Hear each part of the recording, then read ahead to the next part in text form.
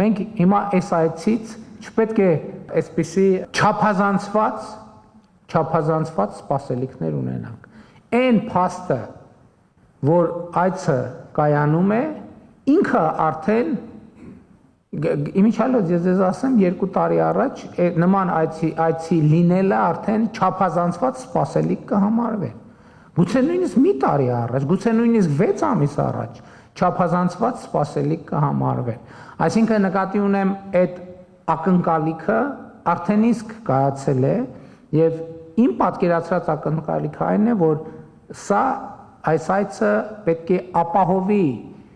միջպետական երկխոսության հետագա բնականոն ընթացքը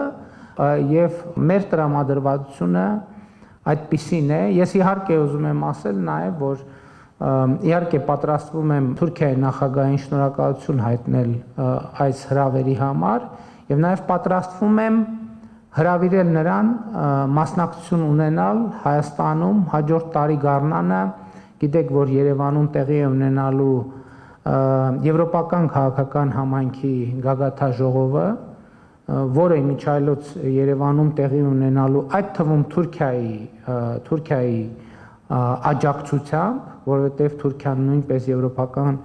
քաղաքական համայնքի այդ ձևաչափի անդամ է, եւ ես պատրաստվում եմ հրավիրել նախագահ Էրդողանին մյուս տարի գարնանը,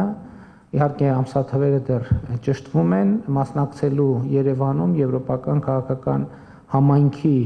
գագաթաժողովին եւ հույս ունեմ, որ այսինքն հաջորդ տարի արդեն հանդիպումը մեր տեղի կունենա Հայաստանի Հանրապետությունում։